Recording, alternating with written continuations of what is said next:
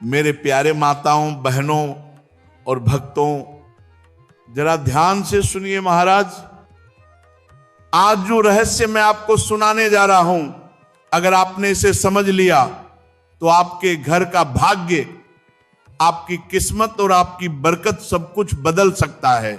भक्तों, घर के मंदिर में रखा दीपक, घंटी और पवित्र मूर्तियां ये सिर्फ पूजा की वस्तुएं नहीं होती। ये घर की ऊर्जा, आपका सौभाग्य और परमात्मा की कृपा से सीधे जुड़े हुए साधन होते हैं। लेकिन अगर इन पवित्र वस्तुओं के साथ अनजाने में भी कोई गलती कर दी जाए तो वही वस्तु घर की समृद्धि रोक देती है। वही दीपक जो रोशनी देने आया था वही अंधेरा फैला देता है। वही घंटी जो शुभ ध्वनि लाती है वो दुर्भाग्य को आमंत्रित कर देती है। और भक्तों, ये मत सोचिए कि ये सब अंधविश्वास है। शास्त्रों में लिखा है, जहां पवित्रता टूटी वहां लक्ष्मी ठहरती नहीं।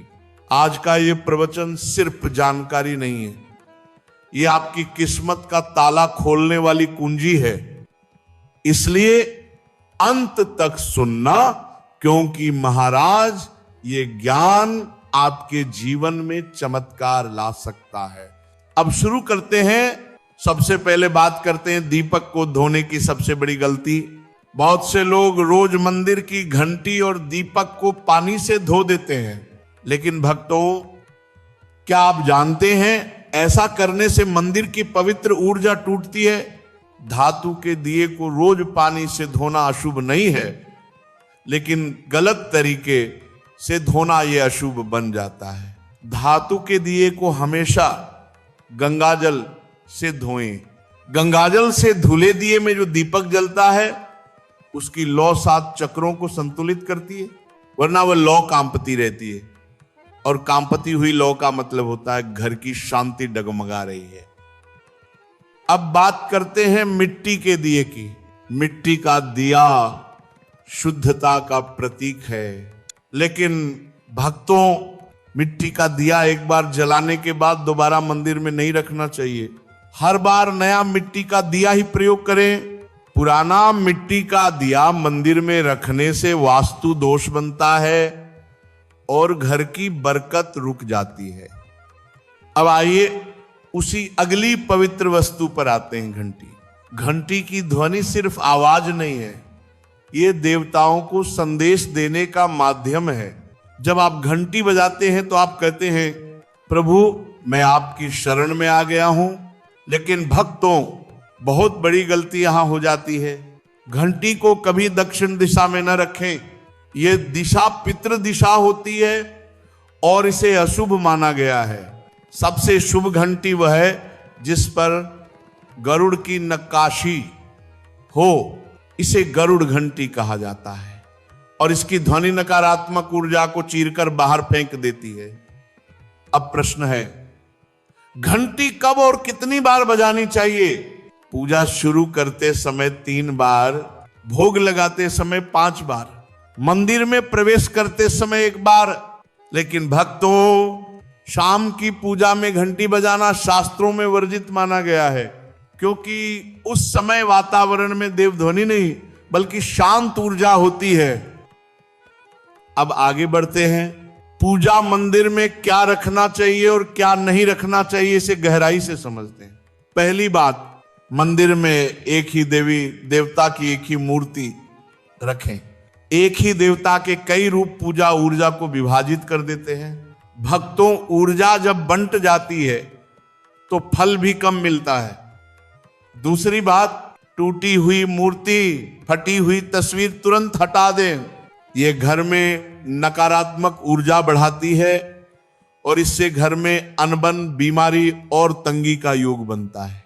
तीसरी बात, मंदिर में काला कपड़ा या काला वस्त्र पहनकर पूजा न करें। काला रंग मन में भारीपन लाता है। पूजा में मन हल्का, निर्मल और शांत होना चाहिए। चौथी बात, फूल, मुरझाए हुए काले पड़े फूल पूजा स्थल की पवित्रता को तुरंत खत्म कर देते हैं।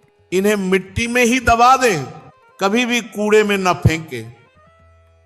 चलो अब दीपक की गहराई को समझते हैं। दीपक सिर्फ रोशनी नहीं देता, ये आपके घर की ऊर्जा दिशा तय करता है। दीपक की बत्ती, घी के दीपक में रुई की बत्ती, तेल के दीपक में मौली की बत्ती, इसी क्रम में प्रयोग करें। बत्ती का मुख हमेशा पूर्व या उत्तर होना चाहिए। पश्चिम दिशा में दीपक कभी न रखें। और सबसे जरूरी बात, घी का दीपक जलाने के तुरंत बाद तेल का दीपक न जलाएं, थोड़ा अंतर रखें। अब वह नियम जो सबसे कम लोग जानते हैं, दीपक कब जलाना चाहिए?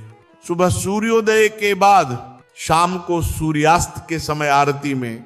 बस ये 2 ही समय पवित्र माने जाते हैं। बाकी समय में दीपक जलाना पूजा ऊर्जा को भ्रमित करता है और फल कम देता है। अब एक बेहद जरूरी और गूढ़ ज्ञान, भक्तों, घर का मंदिर कभी बेडरूम में न रखें। अगर मजबूरी हो तो रात में मंदिर को पर्दे से ढौंक दें। रात का समय ऊर्जा शांत होने का समय है और भगवान की ऊर्जा बहुत तेज होती है। दोनों के एक साथ होने से मन अशांत हो सकता है। भक्तों, अब मैं आपको उन छिपे हुए नियमों में ले चलता हूं जो आपके पूजा घर को दिव्य बना देंगे। पूजा हमेशा पूर्व दिशा की ओर मुख करके करें। भगवान का आसन आपके आसन से ऊंचा होना चाहिए। पूजा स्थान पर कभी जूते चप्पल का संकेत भी न हो। मंदिर हमेशा शांत कोने में बने। मंदिर सीढ़ियों या रसोई के पास न हो। इन नियमों का पालन करने से जीवन में ऐसे परिवर्तन आते हैं जैसे अंधेरी रात में अचानक दीपक की लौ जल उठे। और भक्तों, आपने अक्सर सुना होगा, घर का मंदिर घर का हृदय होता है। हाँ महाराज, और अगर हृदय पवित्र नहीं रहा तो घर में शांति कैसे ठहरेगी, लक्ष्मी कैसे आएगी, बरकत कैसे बढ़ेगी?